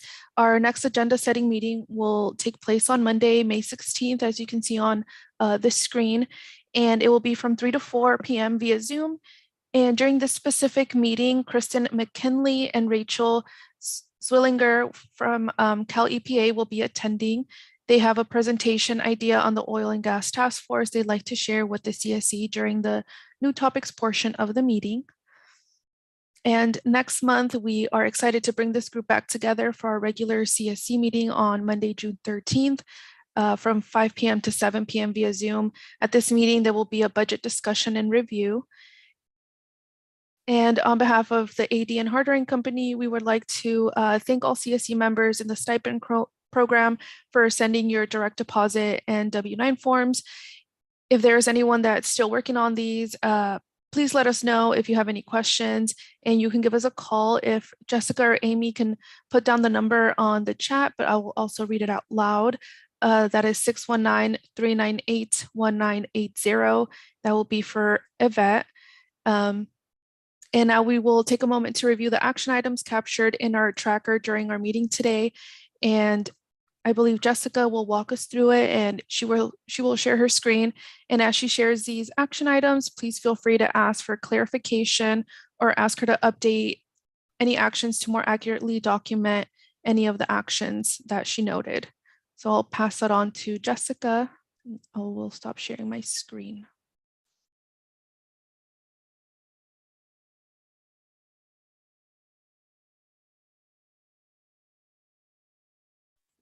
Okay, just making sure that it's an appropriate size that everybody can see. If you could zoom in a little bit more. Okay, thank you.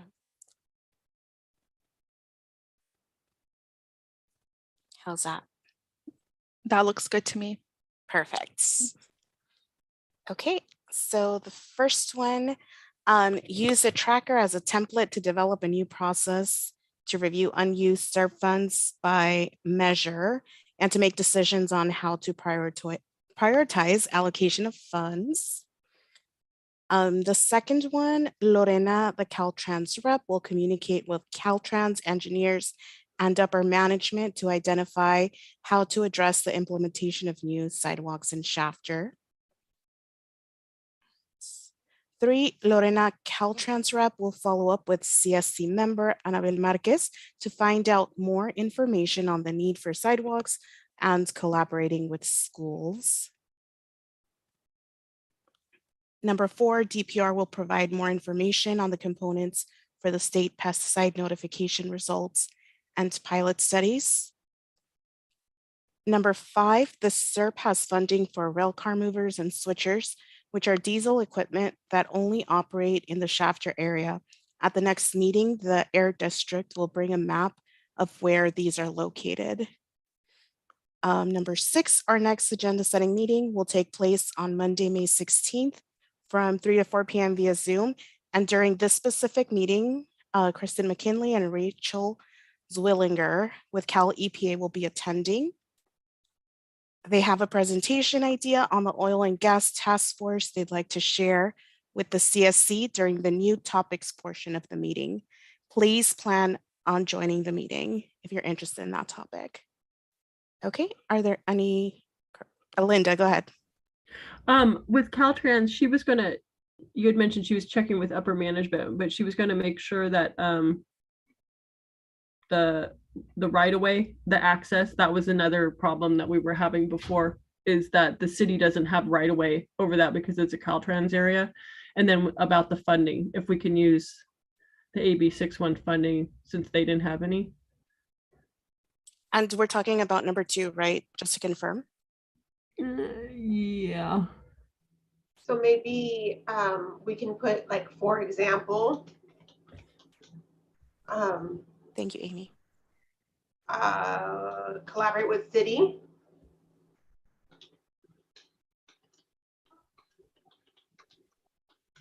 And how do we find out how much it's going to cost? Would the city know that, or would Caltrans know that?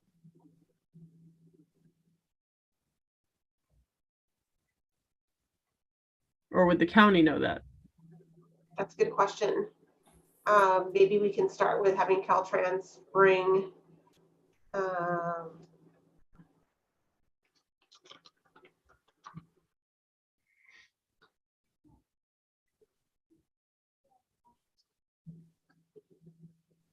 can start with Caltrans and then figure out what the next steps are.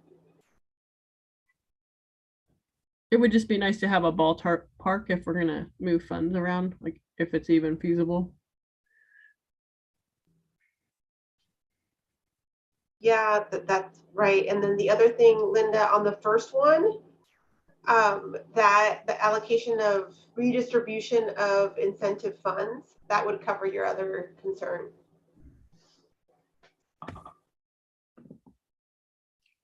I thought she said something that well, oh, it's fine. We'll leave it. It's okay.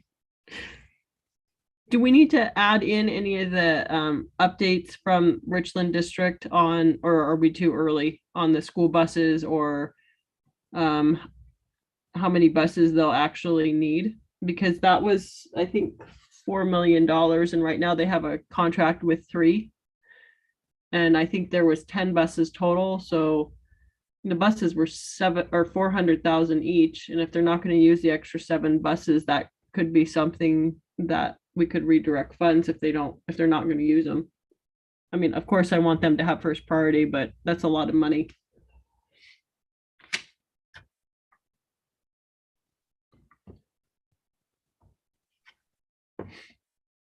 Brian, I don't know if you can give your input on that, if it's too early or what you think is feasible for this. We can reach out to them and see if they're able to come to the meeting, kind of give an update from their perspective. Okay, because 7 buses would be 2.8 million that would go unused,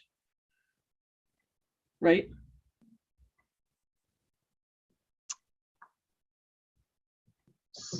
It'd be, because there's 4 million in the SERP. If they got 7 buses, or they have a commitment for 3 buses, right? So that means, yeah, they may do 7 left. They may do potentially 4 more, but it'd probably be good for them to provide an update so everybody can hear it. And then do we need to write anything about where we're at with the filtration systems? If we're going to talk about redirecting funds to, or does that have to come to a program plan or to CARB about if the schools aren't going to need those? Can we double check with the schools, since it sounds like in a few meetings that they've said they don't need it anymore because they use COVID funds? How do we go about getting the next steps and seeing if like the senior center or preschools or childcare facilities could use those funds, or residents that are in need? Well, my thought would be that it would start with the committee discussing kind of what the priority would be, where you want to focus the funding on, and then we'd write a project plan that reflects those priorities and submit that to CARB for approval. Okay. And then, but we're for sure that they're not using the $250,000, right? I mean, is that?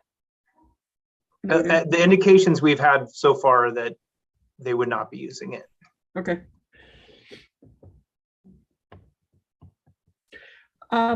Sorry, I didn't bring this up early. The bike path, there's like $1 million. How do we get moving on that? So the bike path and like road paving projects are kind of being combined into one sort of option to roll out in Mexican Colony, and then, you know, hopefully a project with the city that would be equivalent. But we are working on those project plans for submittal to CARB and kind of talking to CARB about what that would really look like. So as far as the bike path, I mean, do we need to work with the county and the city on where that would be to know how much that might cost? Like how we're hooking that up? Because we are getting that new rec facility south of Laredo, which it might be helpful to have a safe place for the kids to get to that area. Yeah, I think we need to kind of work with the city to find out where a good location for that might be. Because I don't know how much a bike path costs. It sounds like that will be a conversation to have at the agenda setting meeting so that we can make that an agenda item at the next meeting. Okay. Thank you all. I do want to note that it's 7:04, so that's 4 past our meeting time, but we do want to go and transition to public comment. So I'll quickly share my screen So you can see the process of public comment. And can you see that? Yes. Yes, perfect. So if, are there any public comments? And at this time, if Amy or Jessica can take note if there's anything in the chat or anything on YouTube live comment.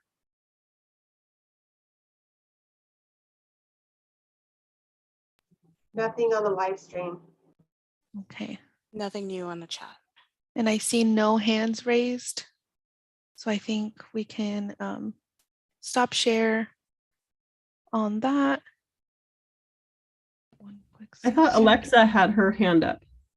Did it go down while I was talking? I was just going to say that Caltrans would provide estimates for sidewalks on their facilities. Our estimates wouldn't be accurate for what their standards are.